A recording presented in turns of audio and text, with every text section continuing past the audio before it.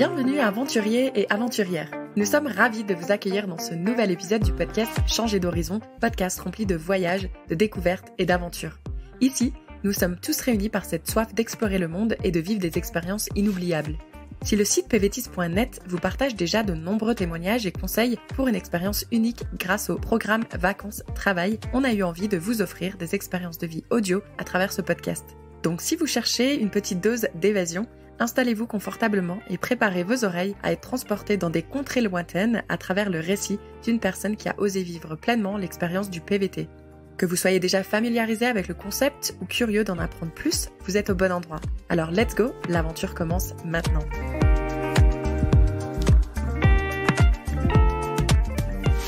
Prenons la route de l'aventure et plongeons dans l'univers unique de la vie en van en Nouvelle-Zélande. Imaginez notre invitée, Pamela, originaire de Belgique, au volant de son van, sillonnant les routes pittoresques de ce pays aux paysages sauvages et époustouflants.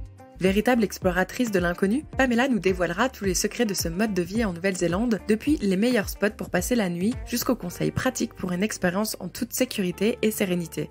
Elle partagera avec vous les merveilles cachées de ce pays du bout du monde où chaque paysage est une toile d'inspiration, où les rencontres avec d'autres nomades sont courantes et où les moments de liberté et de connexion avec la nature resteront gravés dans son cœur à jamais. Elle saura vous guider dans les démarches nécessaires tout en partageant des astuces pour maximiser votre expérience et éviter les écueils potentiels.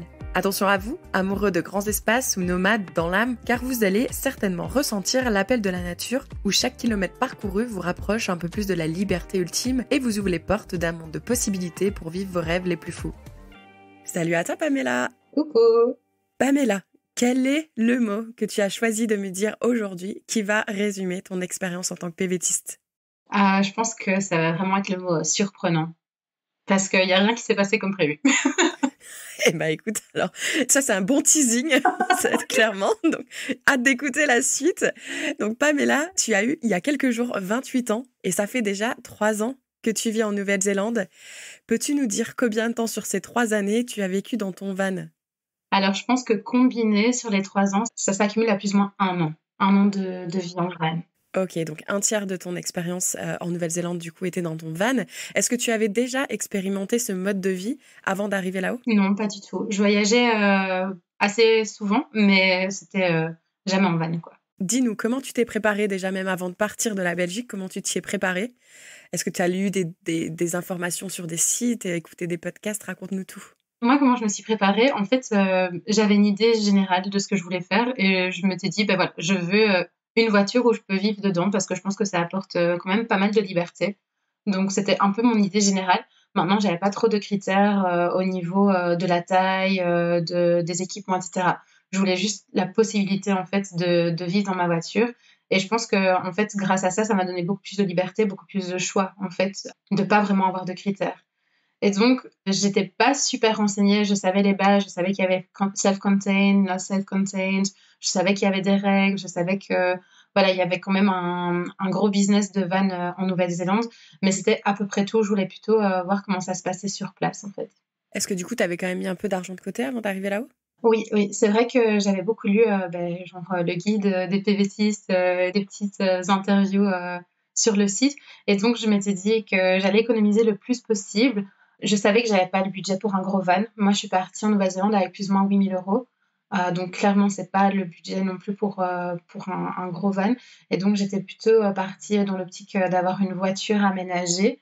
Et là, ma première voiture, parce que j'en ai eu 2, du coup, sur les 3 ans et demi en Nouvelle-Zélande, j'avais payé 3 400 $, donc l'équivalent de plus ou moins, un peu moins de 2 000 €. Et elle n'était pas encore aménagée du tout. C'était juste une hatchback, un peu plus grosse voiture qu'une voiture normale, mais pas du tout aménagée, quoi. Donc ça, c'est pour la première voiture. Et donc toi, tu étais prête vraiment loin de tout, toute seule, à aménager cette petite voiture. Comment tu t'y es prise ? Mais en fait, je pense que la simplicité, vraiment, parce que de nouveau, moi, je voulais juste la liberté de pouvoir aller où je veux, quand je voulais, mais j'avais pas non plus l'optique de vivre dans la voiture. Donc c'était de base une optique de voyage, donc d'avoir cette possibilité de partir du jour au lendemain dans ma voiture. Mais je savais qu'entre-temps, j'allais me poser dans des auberges, en fait. Même pour le côté social, c'était plus pratique d'être en auberge, je pense. Et donc, Je me suis vraiment basée sur la simplicité. En fait, je me suis dit tout ce dont j'ai besoin, c'est d'un lit et d'un cooker. Et donc, tout simplement, c'est un peu ce que j'ai fait. J'ai mis un matelas à l'arrière, j'ai mis des rideaux et j'ai acheté un cooker, tout simplement. Donc ça, c'était pour la première voiture. Pour la deuxième voiture, j'ai pris une voiture un peu plus grosse que ma première. Donc toujours pas un van, mais une voiture un peu plus grosse cette voiture-là, elle est quand même assez commune en self-contained pour les backpackers en Nouvelle-Zélande. Moi, je l'ai acheté à une famille, donc pareil, il y avait rien dedans. Et là, j'avais construit une petite plateforme en bois pour poser mon matelas et de nouveau mon petit cooker bien fidèle pour cuisiner. Mais là, clairement, j'avais plus d'espace de rangement, etc., quoi. Mais j'avais pas le budget, en fait, pour l'aménager de façon super pratique ou super fancy, etc. C'était vraiment la simplicité qui était prioritaire, en fait. On va quand même rentrer dans quelques petits détails parce que construire une plateforme en bois, pour l'avoir fait, c'est quand même pas quelque chose qui se fait en quelques minutes. Il faut du matériel, etc. Donc on va rentrer dans le détail. Mais avant d'en arriver là, j'aimerais bien même savoir déjà en amont, une fois qu'on arrive, comment ça se passe au niveau du permis de conduire, des assurances voitures. Est-ce qu'il y a des choses à faire en amont avant de pouvoir acheter une voiture? Alors, donc, clairement, il faut son permis de conduire hein, pour conduire en Nouvelle-Zélande. Mais est-ce que c'est un permis international ou ton permis belge fonctionne? Voilà, donc moi, à l'époque, j'avais demandé le permis international. Donc, le permis belge, tout simplement, ne fonctionne pas. Donc, il faut soit que le permis soit accompagné d'un permis international ou que le permis soit accompagné d'une traduction officielle. Donc ça, c'est les deux options qui sont possibles en Nouvelle-Zélande. Et aussi, une autre option qui est possible, c'est de demander son permis local, en fait. Donc, de nouveau, il doit être accompagné du permis. Pour faire la demande, c'est le permis local, ton permis belge ou ton permis français, plus le permis international, pour pouvoir faire la demande du permis néo-zélandais, qui coûte plus ou moins 50 $. Mais donc ça, c'est super pratique parce qu'une fois que tu l'as, quoi. Donc ça, c'est au niveau du permis. Et pour la traduction, si par exemple une personne qui nous écoute n'a pas eu le temps d'obtenir son permis international, comment on s'y prend pour se le faire traduire? Il y a des organismes en Nouvelle-Zélande et franchement, c'est pas cher du tout. Je pense que ça doit être plus ou moins peut-être grand maximum 30 $ pour faire traduire son permis. Donc c'est vraiment pas cher. Et donc une simple recherche Google avec traduction officielle Nouvelle-Zélande, je pense qu'ils sont tellement dans un pays où il y a des demandes de visa assez régulières, et il y a beaucoup d'immigrés, d'expats, etc., qu'il y a énormément d'organismes de traduction. Donc c'est super facile à trouver. Enfin, il y a une petite recherche Google et il y en a énormément déjà. Ok, ouais, il faut juste être certain qu'ils ont la certification. Je crois qu'ils doivent être certifiés Ouais, pour que ce soit approuvé. ouais, c'est ça. Et donc là, on a le permis en poche au niveau des assurances, parce que les assurances, j'imagine qu'ils ne te connaissent pas vraiment. Est-ce qu'ils vont te considérer du coup comme un nouveau conducteur? Alors déjà, l'assurance n'est pas obligatoire là-bas. C'est déjà la première chose. Et la deuxième chose, ils vont juste te demander des petites questions, enfin un peu comme ici en fait, ton âge, tes années d'expérience de conduite, etc. Moi, je pense que je payais plus ou moins peut-être, je pense que c'était 30 ou 50 $ par mois. C'était pas énorme en vrai. C'était pas du tout, c'était pas beaucoup. J'étais couverte pour le tiers parti et pour tout ce qui était vol. Incendie, etc. Donc, pas pour ma propre voiture, mais ouais, vol, incendie de ma voiture et puis le tierce partie, quoi. Je suis un peu surprise du fait que tu dis que c'était pas obligatoire. On va bien évidemment absolument pas recommander de pas souscrire à une assurance.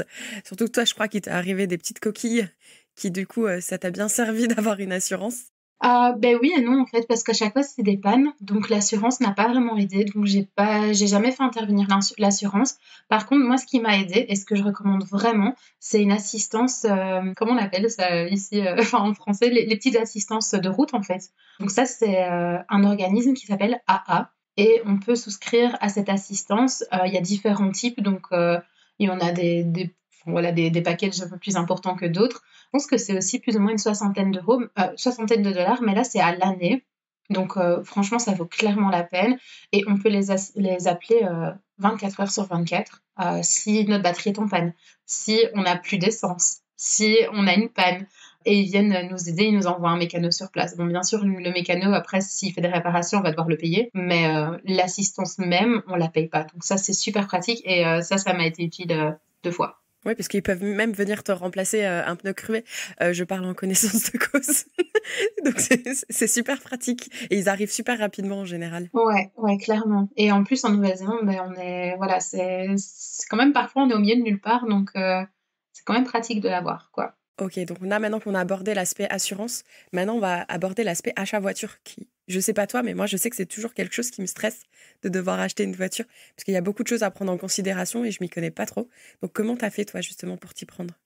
Alors donc pour l'achat de la voiture, je savais déjà qu'il fallait un contrôle technique qui s'appelle le WOF en Nouvelle-Zélande et puis il y a la Regio, donc ça c'est l'immatriculation, enfin c'est des taxes liées à la voiture et moi je regardais qu'il y ait, une date, un peu lointaine pour le contrôle technique et l'immatriculation déjà donc comme ça je me disais que oui j'avais déjà une marge en fait. Je me suis dit: «Si ils viennent de passer le contrôle technique, il y a quand même de fortes chances que la voiture, elle soit en bon état». Donc ça c'était un petit peu ma logique, d'achat. Ouais, juste pour faire une petite précision à toutes celles et ceux qui nous écoutent, puisque j'ai préparé cet épisode bien évidemment, et apparemment ce contrôle technique, il doit être fait tous les 2 ans, si je dis pas de bêtises. Ouais, c'est des bêtises. Ah, moi on m'a dit que ça, il doit se faire tous les 2 ans et que du coup il fallait faire super attention, que justement il n'y a pas trop de rouille au niveau du châssis d'un van ou d'une voiture, parce que comme du coup tu vas devoir refaire cette inspection à un moment donné, s'il y a de la rouille, dans ces cas-là, le véhicule va être à la casse. En fait, il va pas être autorisé à être sur la route. Mais donc, du coup, tu me dis que c'est une bêtise et ce contrôle ne se fait pas tous les 2 ans. Non, alors si la voiture est plus vieille que les années 2000, c'est tous les 6 mois. Et si la voiture date d'après les années 2000, là c'est tous les ans. Donc une fois par an ou une fois tous les 6 mois. Ok, super intéressant. Il coûte combien ce contrôle? Plus ou moins $50. Et c'est régularisé, donc les garagistes ne peuvent pas augmenter le prix. Je pense que c'est 52 pour être exact. Pour l'achat de la voiture, pour en revenir à ça, donc ça c'était un peu les premiers aspects que je regardais. Et ensuite, le deuxième aspect qu'on peut prendre en considération, c'est que de nouveau, ce petit organisme AA, enfin petit, qui est assez gros en fait, cet organisme AA dont j'ai parlé avant, il propose aussi des mechanical checks. Et donc là, en fait, il y a des garagistes qui sont certifiés AA et qui vont vraiment inspecter toute la voiture dans les moindres détails. Donc s'il y a une griffe, ils vont la noter dans le rapport. Et donc là, ça permet vraiment d'avoir un rapport complet du véhicule en fait. Donc ça c'est assez pratique si c'est un véhicule qui est assez cher par exemple ou on sait qu'on va vraiment vivre dedans, etc. Je pense que ça vaut la peine de payer une cinquantaine de dollars, une soixantaine de dollars pour avoir ce check.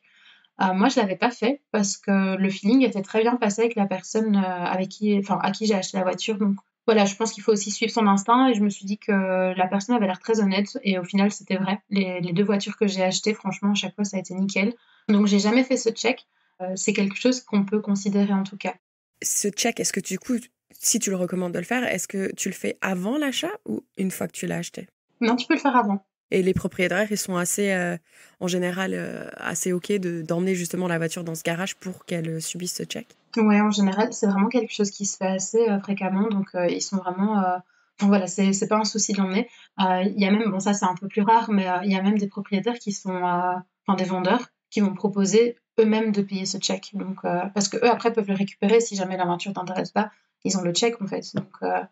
Donc certains vendeurs vont même proposer de le faire. Il faut se dire aussi qu'en Nouvelle-Zélande, il y a énormément de backpackers et que donc les vannes, ils tournent de backpacker en backpacker en backpacker. Donc voilà, je pense qu'il faut parfois se méfier. Parfois, on est un peu plus bienveillant entre backpackers, mais parfois, on se dit on veut juste revendre son van au prix qu'on l'a acheté, donc on n'est pas toujours honnête dans la revente. Donc moi, j'ai toujours acheté à des locaux, en fait, à des familles, etc. Et en fait, il y a un site néo-zélandais qui s'appelle CarJam. Et là, on peut voir un peu l'historique de la voiture. Il y a une version gratuite, une version payante. Et ça nous dit le nombre de contrôles techniques, le nombre de propriétaires dans le pays. Voilà, plein de petites choses, s'il a réussi tous ses contrôles techniques, s'il en a raté. Enfin, voilà. Il y a plein de petits indices comme ça qui peuvent nous donner une idée de l'histoire de la voiture. Par exemple, je sais que ma deuxième voiture, j'étais seulement la deuxième propriétaire en Nouvelle-Zélande. Enfin, c'est incroyable quand même. Donc voilà, moi, j'ai plutôt opté pour des voitures de locaux. Maintenant, c'est vrai que du coup, j'ai dû les aménager moi-même, etc. Mais je pense que c'était peut-être une façon moins chère d'acheter un véhicule et peut-être un peu plus safe en fait. Est-ce que tu penses, alors qu'on aille avec les locaux ou avec les backpackers, est-ce qu'il y a une saison peut-être où c'est peut-être plus avantageux d'acheter son van? Avec les locaux, peut-être que non, mais avec les backpackers, clairement. Je dirais que les vans sont beaucoup plus chers de fin octobre, enfin oui, à janvier, parce que c'est la période où tout le monde arrive en fait. Donc, donc les vans sont beaucoup plus chers à ce moment-là. Et les vans sont beaucoup moins chers, je dirais, à partir de mai à juillet, voire août, c'est beaucoup moins cher. Donc, c'est mieux de l'acheter en juillet, on va dire, et de le revendre allez, peut-être en janvier ou en novembre, ou mois de novembre, quoi. Et donc, du coup, tu as acheté ta petite voiture et tu t'es décidée à l'aménager. Comment tu t'y es prise? Alors, je m'y suis prise de façon assez différente pour les deux voitures. La première, c'était les voitures qui, quand on abaisse les sièges, c'est tout plat à l'arrière déjà. Donc, c'était super pratique. Et donc là, de nouveau, c'était un peu dans une optique de peut-être pas faire des gros road trips de base, mais d'aller d'endroit en endroit, donc des petites périodes. Donc ça, c'était le plan de base. Donc j'avais juste acheté un matelas gonflable qui s'est pété au bout de 2 semaines. Donc au final, on n'avait plus de matelas, mais ça allait, c'était assez confort. Et alors j'avais des petits rideaux, donc j'avais tendu des cordes et j'avais acheté des draps de lit plats en fait, et que j'avais utilisé ça comme rideau. Donc comme je dis vraiment, mais la simplicité quoi. C'était pas le grand luxe, mais c'était super cosy. Genre j'avais pris des draps que je trouvais trop beaux, des rideaux que je trouvais trop beaux, etc. Et franchement, mais j'ai pas eu besoin de plus. Et c'est ça que je dis toujours parce que c'est vrai que je pense que si on planifie d'avoir un van à long terme, c'est trop bien d'investir. Mais si on planifie de base de l'avoir qu'une seule année, ça vaut peut-être pas la peine. Enfin, moi, c'est comme ça que je le voyais, en fait. J'avais pas le budget pour investir et pour faire des trucs de fou. Donc, je me suis dit juste la simplicité, quoi. Donc, j'ai été dans les magasins de seconde main, j'ai acheté des beaux draps que je trouvais trop choux, j'ai acheté des beaux rideaux. Et voilà. Donc, ça, c'était pour la première voiture. Et alors, pour la deuxième voiture, là, je me suis dit, bon, ben, avec le Covid, ils arrêtaient pas de prolonger les visas, donc je savais pas combien de temps j'allais rester. Donc je me suis dit, on va peut-être se mettre un peu plus confort quand même. Et donc là, j'ai acheté un vrai matelas. Donc pour la plateforme en bois, de nouveau, c'était de deuxième main en fait. J'ai trouvé une plateforme en bois qui passait tout pile dans ma voiture. C'était comme si c'était fait pour ma voiture. Et alors, j'avais des amis qui avaient des outils, etc. Donc ils m'ont aidé en fait à construire cette plateforme en bois. Donc au final, j'étais un petit peu coordinatrice, mais je faisais pas grand-chose, hein. Je leur dis, j'ai juste quoi faire. Moi, je veux que ma plateforme, elle soit comme ça, comme ça, comme ça. La chef de chantier. Mais pour ceux qui ont pas cette chance d'avoir des amis qui sont bricoleurs et qui ont tous les outils nécessaires, est-ce que il y a des façons, peut-être des auberges ou des endroits où on peut avoir peut-être accès à un terrain, par exemple, ou à des outils? Ouais, je pense clairement. Parce que les auberges, déjà, c'est assez familial de base en Nouvelle-Zélande. Je pense que c'est des personnes qui aident facilement et c'est aussi des personnes qui sont très bricoleurs en fait. Donc clairement, des outils, on a à disposition. Si on reste dans une auberge, si on fait du woofing quelque part, rencontrer d'autres backpackers de bouche à oreille, etc. Je pense qu'au final, c'est assez facile d'avoir accès à des outils. Parce qu'au final, c'est comme ça que moi je l'ai fait, hein. J'étais dans une auberge, j'avais des potes qui avaient des outils. Et voilà, donc j'avais pas forcément de base, je m'étais pas dit ah oui cette personne a des outils, j'ai demandé puis j'ai trouvé, etc. Donc je pense que clairement le bouche à oreille et parler avec des gens, ça permet de créer ce projet en fait. Donc ça c'est comme ça que j'avais fait la deuxième fois. Donc j'avais vraiment une plateforme avec un espace de rangement, j'avais un vrai matelas, donc c'était beaucoup plus confort que ma première voiture clairement. Donc là, on était beaucoup parti sur la discussion de l'achat d'une voiture, de l'aménagement. Est-ce que tu avais considéré peut-être faire une location? Pas du tout. Ça coûte super cher en fait de louer. Franchement, enfin, je pense que c'est même moins cher d'acheter une voiture. Imaginons, on reste 2 mois en Nouvelle-Zélande, acheter une voiture, ça va être moins cher de la louer déjà. Et avec l'achat, ben, on peut essayer de la revendre. Donc on récupère, même si on la revend, on imagine que $500, on a acheté $2 000, on la revend 500. Au final, on a payé $1 500 pour faire le tour de la Nouvelle-Zélande, alors qu'en location, mais les prix sont exorbitants, vraiment. Voilà, si on reste plus d'un mois et demi, je pense clairement, vaut mieux acheter quoi. Ok, ouais. Donc peut-être que la location, c'est plus pour les personnes touristes qui sont là une semaine, 2 semaines. Pour ceux qui sont là sur une durée un peu plus longue, ça vaut le coup de se prendre un peu la tête parce que c'est quand même acheter, c'est pas évident et revendre aussi. Mais bon, après, tu dis, il y a un marché quand même intéressant et c'est pas si compliqué que ça. Donc là, tu as acheté tes voitures, tu les as aménagées. Est-ce que tu vivais tout le temps dedans ou est-ce que tu les avais achetées et aménagées juste dans le but de les utiliser lorsque tu voulais voyager? Alors moi, de base, j'avais envie de passer d'un endroit à l'autre et donc de faire par exemple 6 semaines dans une région, puis faire un road trip entre-temps, puis me reposer dans une autre région, puis de refaire un road trip. Donc c'était pas dans l'optique de vivre dedans, parce que comme je disais tout à l'heure, c'était plutôt dans l'optique de me poser en auberge et puis de voyager, et puis de me reposer en auberge et puis de voyager. Donc ça, c'était un peu le plan de base. Et puis, ben, en fait, le premier taf que j'ai trouvé m'a demandé de rester là 4 mois. Donc ça perturbait un petit peu les plans déjà, mais c'est un taf incroyable. Et je travaille toujours au même endroit maintenant. Enfin, j'ai fait d'autres trucs entre-temps, mais je suis retournée là. Donc j'ai pas du tout regretté de faire ça comme ça. Mais donc ça avait déjà perturbé le système de semi-nomade en fait, de bouger tout le temps. Le deuxième élément perturbateur, bah, c'était le Covid du coup, parce que pendant tout un moment, on ne pouvait plus bouger. Et donc ça, c'était l'optique de base. Et au final, ce que j'ai fait, c'est que j'ai été principalement en auberge pendant ces 4 mois. À un moment donné, je vivais en auberge, mais dans ma voiture, dans l'auberge, parce que l'auberge était full avec les touristes en haute saison. Donc, les longs termes devaient aller en tente ou en voiture. Donc là, j'ai vécu dans ma voiture, mais j'avais le confort d'une auberge quand même sur le côté. Et puis, ben, ma voiture m'a vraiment servi en fait pour mes road trips où la première année, mon road trip, j'ai fait 3 mois d'affilée dans la voiture, quoi. Et ça, c'était incroyable. Enfin, j'ai adoré. Mais je le compte moins en tant que vie parce que je travaillais pas, etc. C'était purement du voyage. C'était voyage longue durée, c'était 3 mois, mais c'était purement du voyage, quoi. Alors parlons justement de ce moment de voyage. À quel point c'est facile ou difficile de se garer? Est-ce que c'est gratuit, payant? Comment on s'y prend? Moi, je trouve qu'en Nouvelle-Zélande, c'est super facile. Et je sais pas si tu parles, genre tu te gares la journée, tu vas faire tes petites expériences et puis tu reviens, ou juste pour la nuit aussi, parce que c'est différent. Bah les deux en fait. Ouais. Je pense que les journées, etc., franchement, c'est super facile. Il y a quand même pas mal de parking en Nouvelle-Zélande. Les routes sont assez larges, donc enfin, sur les routes principales, il y a beaucoup de places, etc. Bien évidemment, je pense que c'est plus facile dans les petites villes, dans les grosses villes.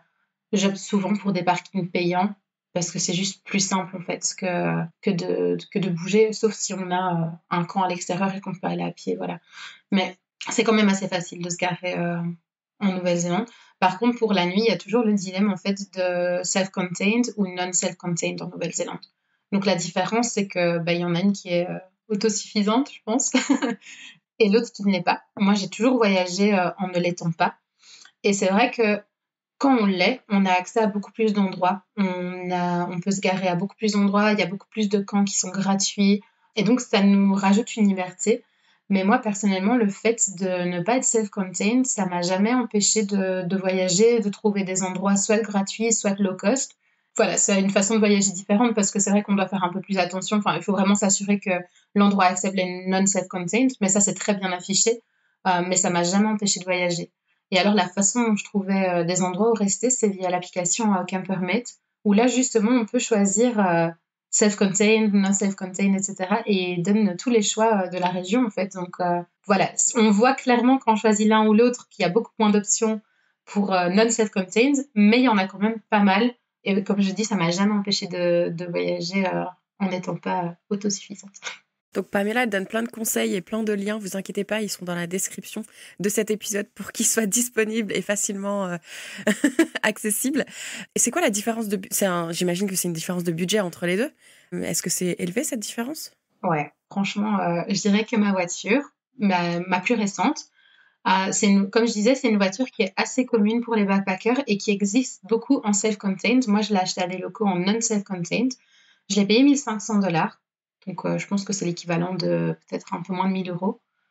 Et quand cette voiture-là, on imagine vraiment équivalent, la même année, les mêmes kilomètres, etc., je pense qu'on peut peut-être compter 4 500 au minimum.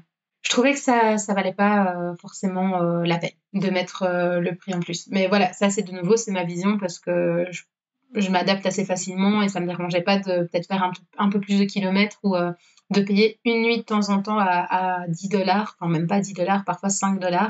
Ça valait la différence, quoi. Parce que en fait, je suis peut-être un petit peu confuse. Donc c'est entre le self-contained et le non-self-contained, donc l'autosuffisant et non autosuffisant. En fait, c'est le critère, c'est la voiture, c'est pas forcément l'emplacement. Oui, en fait, donc quand il y a 2 choix de voiture en Nouvelle-Zélande, il y a le non-self-contained qui ça, c'est une voiture, on va dire, normale ou c'est une tente ou voilà, peu importe. Et le self-contained, en fait, il y a des toilettes, il y a des réservoirs d'eau, il y a vraiment plein de choses dans la voiture qui fait que la voiture peut être autosuffisante. Et donc en étant, self-contained, il y a beaucoup plus d'emplacements où on peut légalement se garer, en fait. Parce qu'ils estiment que, tu as tout avec toi pour ne pas avoir besoin, je sais pas moi, d'aller faire pipi dehors, on imagine. Non-self-contained, a priori, t'as pas de toilette dans ta voiture. Donc voilà, ils sont plus stricts parce que tu dois prendre un campement ou un parking où il y a des toilettes, des choses comme ça. Donc c'est vraiment ça. Mais c'est assez aléatoire parce que parfois il y a des parkings pour self-contained qui sont vraiment, mais il y a plein d'espaces, il y a plein de facilités, il y a des toilettes, il y a des douches, enfin, il y a vraiment plein de trucs. Et puis, il y a des parkings pour non-self-contained où, à part la toilette, il y a absolument rien. Donc c'est assez aléatoire et je pense que ça dépend beaucoup de la politique de la région aussi et de la vision qu'ils ont du self-contained, enfin, du voyage en van, en fait. Ok. Et justement, en parlant toilette, douche, etc., comment tu faisais, toi? Alors pour les douches, pareil, l'application Campermate, c'est génial. On peut même sélectionner douche chaude, douche froide, etc. Pendant les road trips, ce que je faisais souvent, c'est que j'allais à la piscine en fait. Parce que bah, déjà, il y a les douches gratuites. Et puis, bon, on peut faire une petite séance de sport, c'est pas mal. Ou alors, il y a beaucoup de piscines avec des jacuzzis en Nouvelle-Zélande. Donc, quand on voyage en hiver, le jacuzzi, franchement, quand tu payes juste 10 dollars pour 12 jacuzzi, ça se prend, quoi. Ça se prend, clairement. Justement, en parlant d'hiver, est-ce qu'il y a des périodes que tu recommanderais pas trop pour la van life? Ben moi, j'ai toujours voyagé en hiver, en fait, dans ma voiture, dans mon van. Je sais que ça surprend souvent, mais comme je travaille dans le tourisme en Nouvelle-Zélande, en fait, je peux tout simplement pas prendre congé en été. Et donc, j'ai toujours voyagé en hiver. Et au final, je trouve que c'est incroyable de voyager en hiver parce que il y a moins de gens sur les routes, on doit moins se battre pour avoir une place sur le camp. C'est vrai qu'il y a certaines activités qui parfois sont fermées malheureusement, mais je pense qu'il y a quand même une grande flexibilité en hiver parce qu'on doit peut-être moins planifier, moins réserver les choses. On peut un peu se laisser guider au gré du vent, en fait. Donc c'est vrai que c'est plus froid et qu'il y a des nuits.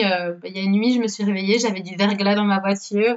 Je l'avais, oh mon Dieu, qu'est-ce qui s'est passé? Je grattais l'intérieur de la voiture le matin. Enfin, c'était méga drôle, quoi. Mais si on est bien équipé, je pense pas que ce soit un frein, en fait, de voyager en hiver en Nouvelle-Zélande. Je pense que justement, ça permet de découvrir la Nouvelle-Zélande autrement et d'être moins dans la foule.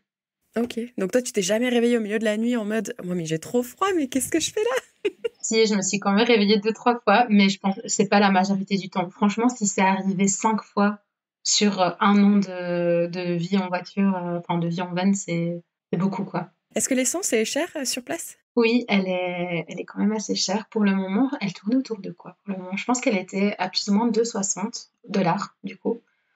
Donc, c'est peut-être l'équivalent de 2 euros, peut-être?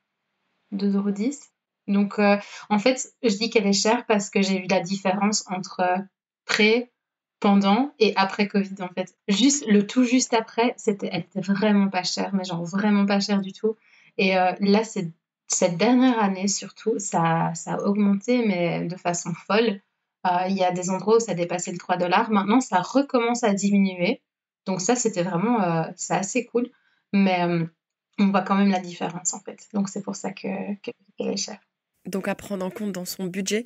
Donc j'ai bien compris que toi, du coup, tu travailles dans le tourisme. S'il y a des personnes qui nous écoutent et qui seraient intéressées pour travailler, par exemple, dans les fermes, etc., est-ce que les propriétaires sont assez réceptifs justement pour qu'on puisse vivre dans son van tout en travaillant pour eux? Franchement, oui. Ça dépend bien évidemment de l'endroit, de la ferme, etc. Parce qu'il y en a qui ont le terrain pour et qui justement mettent à disponibilité des toilettes, des douches, des cuisines. Bon, c'est pas le grand luxe, hein, c'est vraiment très basique. Mais il y en a qui proposent ça. Donc ça peut être pas mal pour économiser parce qu'on est déjà sur place. Et en général, c'est soit gratuit, soit pas cher du tout. Sinon, comme je disais tout à l'heure, en fait, il y a les parkings à proximité. Et là, du coup, on pourrait vivre sur un parking. Bon, c'est peut-être de nouveau moins chouette, mais tout en travaillant dans une ferme qui est pas très loin, en fait. Donc, c'est tout à fait possible, en fait, de vivre comme ça. Et sinon, comme je le disais aussi, on peut vivre dans son van, dans une auberge. Donc là, bien évidemment, ça va être plus cher que vivre dans des fermes, etc. Mais comme ça, il y a un peu une petite communauté parce qu'il y a beaucoup d'auberges en fait où il y a plein de travailleurs. Et le fait d'avoir son van, ça nous offre cette intimité, mais aussi on doit peut-être moins se préoccuper. On a un peu le luxe et le côté social de l'auberge. Donc c'est une option qui est pas mal aussi, je pense. Mais en parlant justement du côté social, est-ce qu'à un moment donné, parce que tu étais toute seule quand tu es partie en Nouvelle-Zélande, est-ce que tu as un peu souffert de la solitude? En fait, j'étais pas toute seule. J'étais avec, Ok, oui, il me semble que tu as dit un on à un moment donné. j'étais avec mon ex-compagnon. On est arrivés en Nouvelle-Zélande ensemble. Et du coup, franchement, ça allait. Enfin, c'était un petit peu un challenge quand même de vivre à deux dans un van.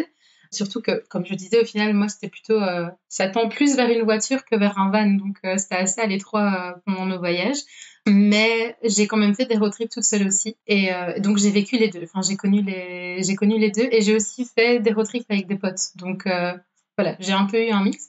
Quand j'étais seule, en fait, ça m'a fait trop du bien. Enfin, je suis partie, je pense que c'était 6 semaines toute seule. Et ça, c'était vraiment trop chouette. Enfin, surtout que j'ai été dans la partie de la Nouvelle-Zélande où il y a le moins d'habitants. C'est en hiver en plus. Donc, comme je disais, déjà l'hiver de base, il y a moins de personnes. Mais en plus, si on va dans le trou perdu de la Nouvelle-Zélande, encore pire. Enfin, c'était une sensation incroyable en fait de rouler sur ces routes qui étaient juste magnifiques, d'être seule sur les routes, d'aller à son aise, de regarder autour de soi, de voir tous les paysages et tout. Genre, franchement, je sais pas. Parfois, c'est vrai que quand on est seul, ben, on est un peu dans sa tête, donc il y a des réflexions qui arrivent, on se pose des questions. Je dis pas, hein, j'ai déjà pleuré en conduisant parce que je réfléchissais trop hein, quand j'étais toute seule. Mais au final, ça va parce que même si physiquement j'étais seule, je me sentais pas seule en fait. Et je pense que ça fait la différence aussi. Si là, je devais te demander de me citer par exemple 2 ou 3 moments inoubliables, justement lorsque tu faisais tes petits road trips, est-ce que tu en aurais quelques-uns à nous citer? Ah ouais, je pense que le premier auquel je pense, c'est faire la Mueller Hut. Donc la Mueller Hut, pour situer un petit peu, c'est dans la région de Montcook. Et c'est une rando qui est assez connue au final et qui mène à un petit refuge en fait qui donne vraiment sur Bangkok quoi. Donc c'est vraiment incroyable. Et en fait, j'ai toujours dit que j'avais la malédiction de Bangkok parce que dès que je vais dans cette région, il y a un brouillard. Mais quand je dis brouillard, c'est pas le petit brouillard qui cache le sommet, c'est le brouillard où on voit pas à 2 mètres. Genre vraiment, à chaque fois, j'ai pas de chance. Et en fait, je me souviens, je suis arrivée le soir dans le camp. Donc ça, c'était pareil, un parc. Enfin, c'est même pas un parking, c'était un champ gratuit. Il y avait une belle petite toilette et c'était tout. Je suis arrivée le soir, donc aucune visibilité, évidemment. Pour la petite anecdote aussi, il y a eu un incendie dans le camp cette nuit-là. Donc j'étais là, ça commence bien. C'était ma première nuit de road trip. Il y a eu un petit incendie, enfin rien de grave. Donc voilà. Et je m'étais dit, le lendemain, je me réveille à l'aube pour aller voir le lever de soleil. Et de là, je déciderai si je fais la ronde ou pas. Et je me lève, et en fait, il n'y a aucun nuage. Mais genre vraiment, il n'y a aucun nuage. Il y a une visibilité, mais incroyable. Et je me dis, c'est pas possible. Enfin, je me suis pincée, j'étais là, je rêve en fait, c'est pas possible. Donc déjà, ça commençait bien. Et ensuite, j'avais plus ou moins 40 minutes de route jusqu'au début de la rando. Je vais me renseigner, etc., pour voir les conditions de sommet, parce que bon, en Belgique, on ne randonne pas beaucoup au final. Donc, je voulais quand même m'assurer que j'allais être safe. Et les personnes du département de la conservation me disent, franchement, il n'y a aucun risque d'avalanche, il n'y a pas de vent, il y a plein soleil, donc conditions idéales, qui me dit. Donc, je fais parfait. Donc, je commence et je savais que c'était une randonnée qui était, voilà, pour mes compétences à moi, mes capacités à moi, assez dure. C'était plus ou moins, je sais plus exactement, c'est 5 kilomètres aller simple, mais il y en a un dénivelé, je pense, de 900 mètres. Donc moi, j'ai pas du tout l'habitude de ça. Et la première partie, c'est 2200 marches, quoi, d'escalier, mais pas du tout régulière. Et je me souviens, mais j'étais au bout de ma vie, genre vraiment. Et c'était ma première grosse rando toute seule en plus, mais j'en pouvais plus. Et en fait, enfin, la raison pour laquelle je parle de ce souvenir-là, c'est parce que quand je suis arrivée au sommet, mais enfin, j'étais dans un état d'extase en fait. Enfin, j'étais tellement fière, je tremblais, je me suis dit, mais je l'ai fait en fait. Enfin, je pensais ne jamais pouvoir la faire parce que déjà, j'arrive en Nouvelle-Zélande avec 1 an de visa, j'arrive à Montcook, il y a plein de brouillard, etc. Et en fait, 2 ans et demi après mon arrivée, je l'ai fait. Et c'était incroyablement beau. Enfin, il y avait une vue énorme. Le lendemain, j'ai eu le meilleur lever de soleil de ma vie. Genre vraiment, le ciel, il était en feu. C'était un moment incroyable qui me donne encore des frissons maintenant d'en parler. Donc, je pense que c'est vraiment un de mes meilleurs souvenirs de road trip, quoi. Et est-ce que tu peux nous parler maintenant de la rencontre la plus marquante que tu as faite? La rencontre la plus marquante. Alors, les gens qui vont écouter ce podcast vont s'imaginer un kiwi ou je sais pas, mais alors je vais parler d'une chèvre qui m'a fait, qui m'a donné la frayeur de ma vie. De nouveau, pour situer le contexte, on était dans les Coromandels et on voulait aller à la pointe des Coromandels. Et donc, en fait, je pense que c'est les derniers 35 ou 40 kilomètres, peut-être un peu plus en fait. C'est une route de gravier au bord d'une falaise, donc c'est l'océan tout autour. Donc c'est incroyablement beau déjà. Sauf qu'il y a des moments où la route est effondrée, donc faut vraiment faire attention, quoi. C'est pas une route qui est safe. D'ailleurs, on peut pas aller avec les voitures de location, par exemple. Donc ça, c'est un peu le contexte. Magnifique, mais un peu sketch quand même, quoi, la route. Et il commence à faire noir, et là, au loin, on voit une chèvre au milieu de la route. Et on se dit, bon, ben, on va ralentir. Donc on ralentit. Et la chèvre, elle veut juste pas bouger, en fait. Genre, vraiment, elle veut pas bouger. Donc, on avance tout doucement pour se dire, bon, si on lui met la pression, elle va aller sur le côté quand même. Et en fait, du coup, la chèvre, elle marche un peu, puis elle s'arrête de nouveau. Et là, elle s'approche du vide. Et genre, elle regarde le haut de la falaise, et puis elle regarde le bas. Et puis elle regarde le haut, et puis elle regarde le bas. Et moi, mais j'étais dans la voiture, je suis là, mais non. Et genre, vraiment, c'est tout ce que j'ai dit. J'étais là, mais elle va pas le faire. Et là, en fait, la chèvre, elle saute dans le vide. Et là, mais j'ai hurlé, je dis, ah, mais c'est pas possible. Et du coup, ben, mon ex-compagnon est sorti avec la lampe de poche. J'ai dit, il faut que tu ailles voir. Enfin, moi, je peux pas partir en sachant ça, quoi. Et il va voir avec une méga lampe de poche. Et la chèvre était, quoi, peut-être 20 ou 30 mètres plus bas, sur la plage. Tout allait bien. Et elle a regardé en haut vers... Enfin, moi, du coup, je l'ai pas vu, c'est ce qu'il m'a dit, mais elle a regardé vers la lumière. Et puis, elle s'est barrée en courant, quoi. Genre, ciao les gars, vous avez pris ma route, moi, je m'en vais, quoi. Eh ben dis donc, je savais pas que ça pouvait sauter d'aussi haut, une chèvre. Ben, peut-être que du coup, elle a fait, à mon avis, plusieurs bonds, mais je savais pas que ça avait une visibilité dans le noir, quoi. Enfin, je sais pas, j'ai pas compris. Genre, vraiment, cette chèvre, quoi. donc, euh, donc, voilà. Excellent. On arrive tout doucement à la fin de cet épisode. Est-ce que tu aurais voulu peut-être partager un ou deux tips supplémentaires en plus de tous ceux que tu nous as déjà partagés? Je pense que le premier tip, c'est vraiment de se sentir bien dans son van, en fait. Parce que, voilà, déjà, si c'est un van de backpacker, il passe de personne à personne. Si c'est un van qu'on aménage soi-même, ben, je pense que c'est vraiment important de se sentir chez soi parce qu'au final, c'est un endroit où, même si on se pose dans des auberges, etc., c'est un endroit où on va passer beaucoup de temps. Mes derniers 6 mois en Nouvelle-Zélande, j'étais toujours au même endroit, j'avais mon taf, etc., mais j'y vivais dans ma voiture. Et là, je l'ai vraiment senti, en fait, que c'était important que je me sente bien. Et donc, je pense que parfois, il faut quand même, faut pas forcément, enfin, un peu privilégier le confort aussi. Moi, le fait d'avoir un vrai matelas, ça a changé ma vie. Genre vraiment, du coup, c'est pas du tout un souci d'être dans ma voiture, même si elle est toute petite, j'ai un vrai matelas et je m'y sens bien dedans. Et alors, le truc que je dis tout le temps aussi, c'est d'avoir de la laine, surtout du coup pour l'hiver, parce qu'on parle souvent peut-être des couches qui sont en polyester, etc., enfin, la petite matière là, pour les sous-couches en dessous des vêtements. Mais le fait rien que d'avoir une couverture en laine, mais franchement, ça suffit. Et on dit souvent en van aussi, c'est d'éviter le coton, parce que le coton, c'est une matière qui garde l'humidité, du coup, l'humidité, ça donne froid. Donc, tout simplement, ça, c'est un des conseils que je donnerais et être organisé, quoi. Parce que c'est très vite en désordre en van. Genre vraiment, c'est très très vite en désordre. Même si t'as pas grand-chose, ça peut vite devenir n'importe quoi. Ah mais oui, mais clairement, franchement, faut être organisé, quoi. Et alors, si je peux dire une dernière chose, mais c'est de se laisser guider par les routes. Ne pas avoir peur de se perdre, ne pas avoir peur de changer des plans, ne pas avoir peur de prendre un tournant juste parce que, en fait, l'endroit là nous intrigue, etc. Et vraiment même si on a des plans généraux, mais de suivre un petit peu, en fait, la route et je sais pas, genre notre instinct et les petits indices de l'environnement, en fait. Ça, c'est vraiment le truc que je dirais. Super, un grand merci Pamela. Pour conclure cet épisode, est-ce que tu voudrais partager avec nous la chose qui t'est arrivée en Nouvelle-Zélande et qui ne te serait jamais arrivée en Belgique? Alors, c'est un peu bizarre à dire et c'est pas forcément une chose concrète, mais je dirais un peu la connaissance et la connexion à la nature. Donc, déjà en Belgique, on n'a pas de nature dans ma région. Donc, j'avais pas forcément l'habitude d'être toujours entourée de nature. Et là, le fait que je travaille dans un parc national et le fait d'avoir souvent été en contact avec la nature, en fait, on apprend un peu à lire et à être en harmonie. Donc, par exemple, c'est bête, mais dans ma région, je sais que quand il y a un vent de l'Est, faut pas aller à la plage. Je vis aussi dans une région où il y a la plus grosse marée de Nouvelle-Zélande, donc pour prendre le bateau, ben, on va en tracteur, en fait, pour aller à l'eau. Donc, c'est tous des petits trucs comme ça. Enfin, qui va mettre son bateau à l'eau en tracteur? Enfin, c'est trop bien, en fait.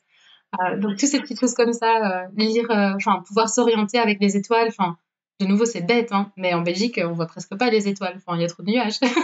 Donc je pense que ce serait ça. C'est pas une chose concrète, mais c'est quelque chose que maintenant, enfin je l'utilise tellement au quotidien sans vraiment le savoir en fait. Donc ce serait ça. Eh ben, un grand merci Pamela. Je te souhaite plein de bonnes choses pour la suite et on va te suivre, on va continuer à te suivre pour tes aventures. Ah, merci. Merci à toi. Franchement, c'était super chouette ce moment.